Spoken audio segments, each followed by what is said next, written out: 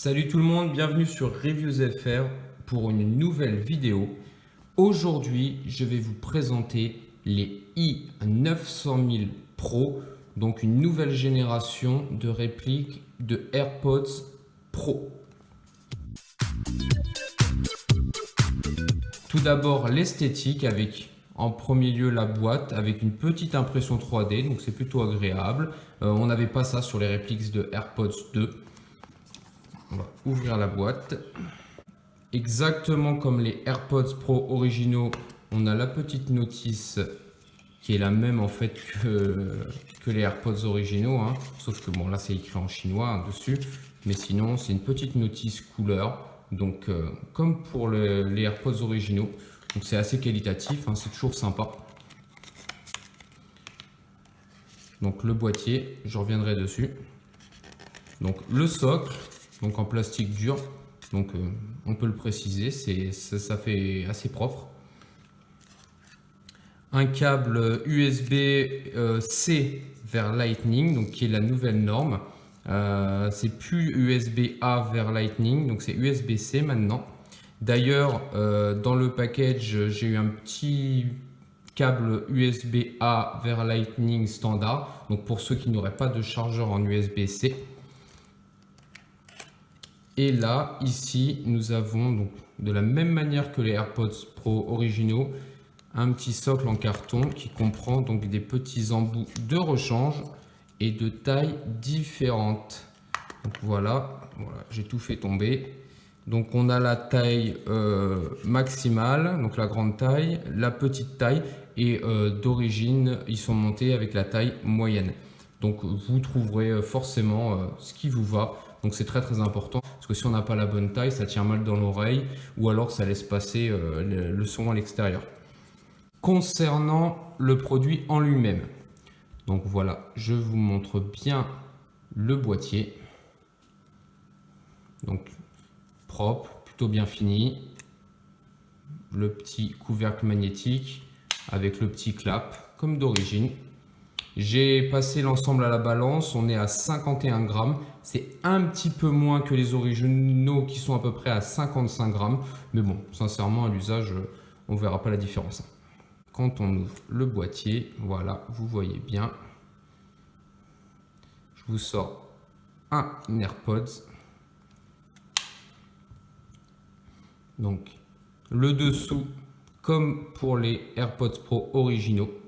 Donc ce qui a changé d'ailleurs par rapport à la génération précédente de AirPods. Là, on a des petites bandes noires. Malheureusement, c'est pas comme les originaux. Ce sont des autocollants.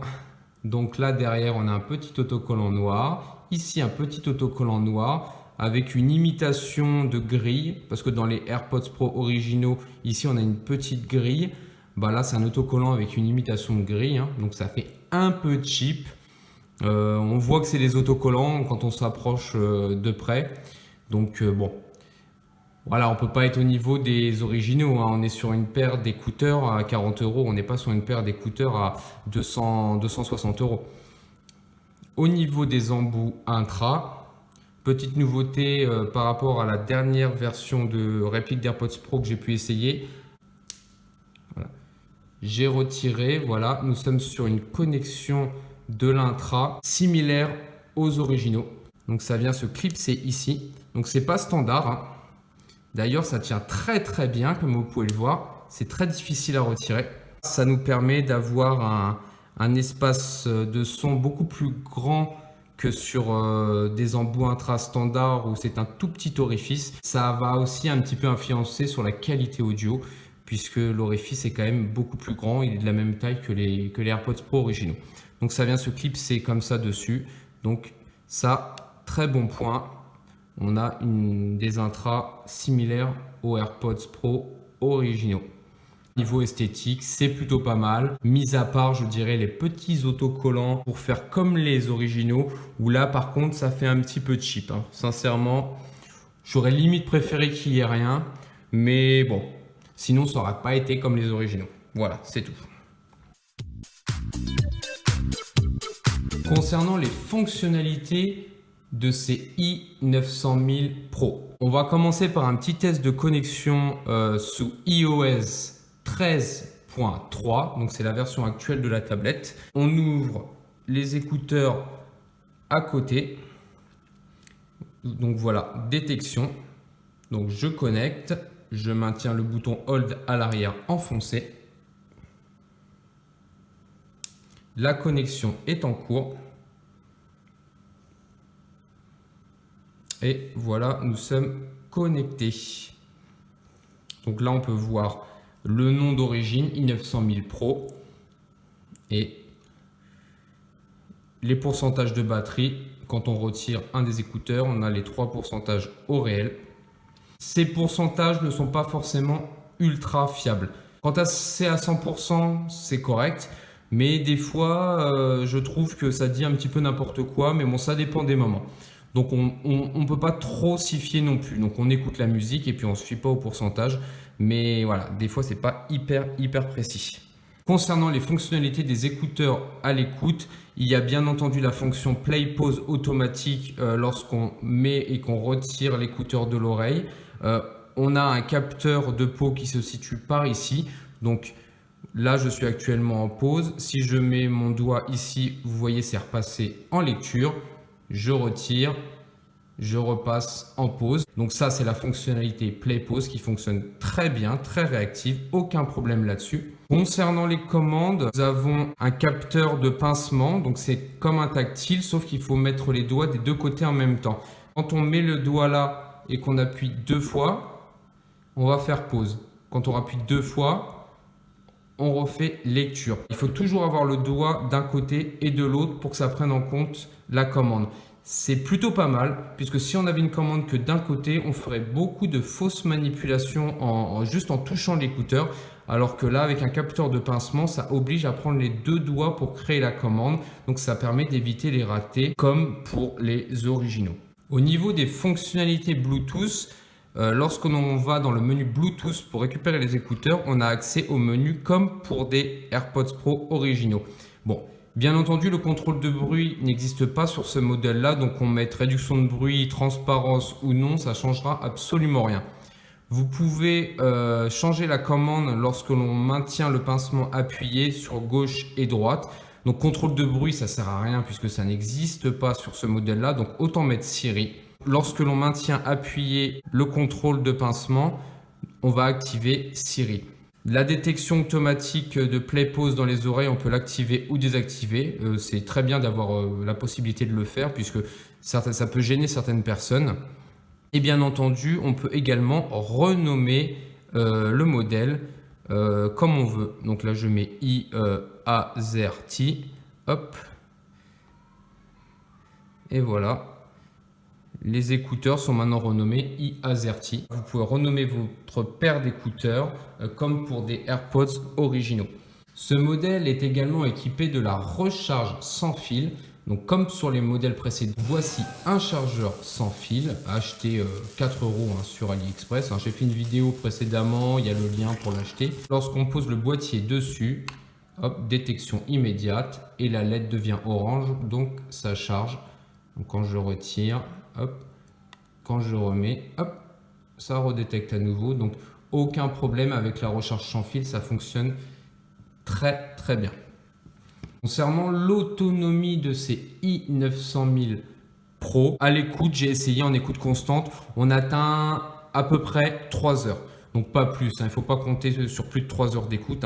De toute manière, une fois qu'on a terminé les 3 heures, on les remet dans le boîtier et ça va recharger. Donc c'est correct. C'est pas aussi bien que certaines répliques de AirPods 2 où on atteignait facilement les 4 heures. À noter également que cette réplique de AirPods Pro, donc les i9000 Pro, sont équipés d'un chip Bluetooth ROA, donc qui est un chip Bluetooth qui est plutôt de bonne qualité. C'est un chip Bluetooth avec un excellent rapport qualité-prix qui est utilisé pas mal sur les répliques de AirPods en général, mais malheureusement pas sur toutes, puisque c'est pas le chip le moins cher non plus. Du coup, beaucoup pour proposer des répliques pas trop cher mettent des chips Bluetooth de moins bonne qualité. J'en ai fait l'expérience précédemment avec les i100 000 où on peut avoir parfois des coupures de son, une stabilité audio plus que moyenne.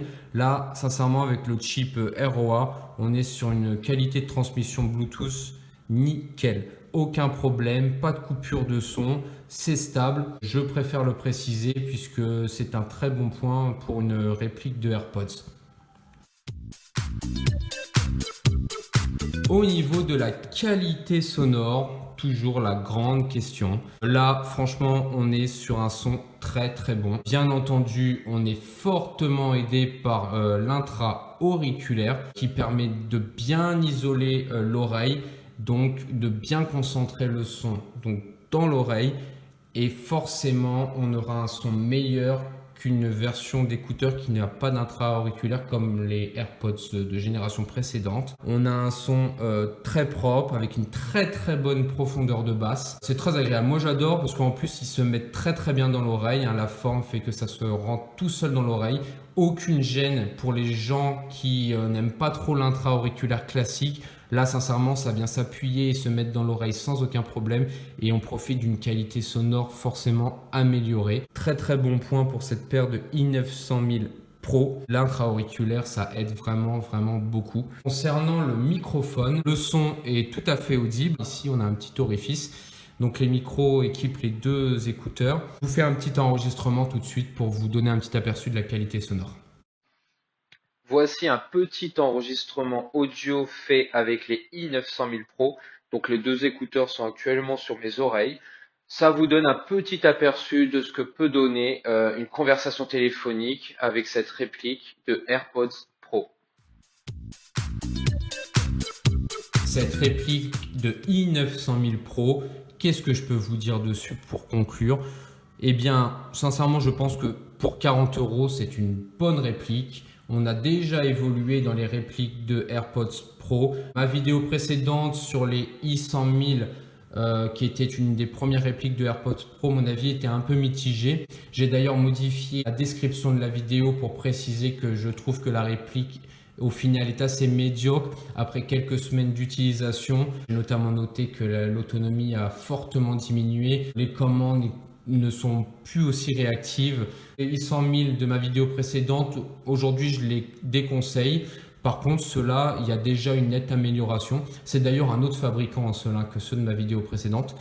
Donc là, on est sur une réplique vraiment très correcte pour 40 €.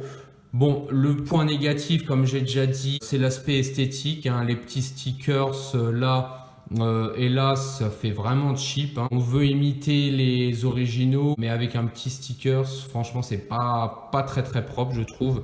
Mais bon, c'est vraiment qu'un détail. Très bon point sur cette réplique. Ça reste quand même le fait que qu'on se retrouve avec un intra et un clip de fixation pour l'intra exactement comme les originaux. Ça, c'est vraiment un excellent point. La tige, elle est pareille que sur les originaux. Il y a encore une marge d'amélioration, ça c'est clair, notamment comme j'ai dit la partie esthétique, et je l'espère bientôt la réduction active de bruit.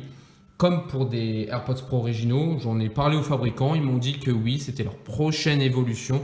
Donc j'espère que bientôt on aura des répliques de AirPods Pro avec une vraie réduction active du bruit pour vraiment se rapprocher au maximum des AirPods Pro et avoir profité de cette technologie assez agréable à l'usage avec une qualité sonore concentrée sans interférence extérieure. Voilà tout ce que je peux dire sur ces i900 000 Pro. Sur ce, j'espère que cette vidéo vous a plu. Si ça vous est utile, vous vous abonnez à la chaîne, il y aura d'autres vidéos. Likez, commentez si vous avez des questions. Voilà. Sur ce, je vous souhaite à tous une très bonne journée.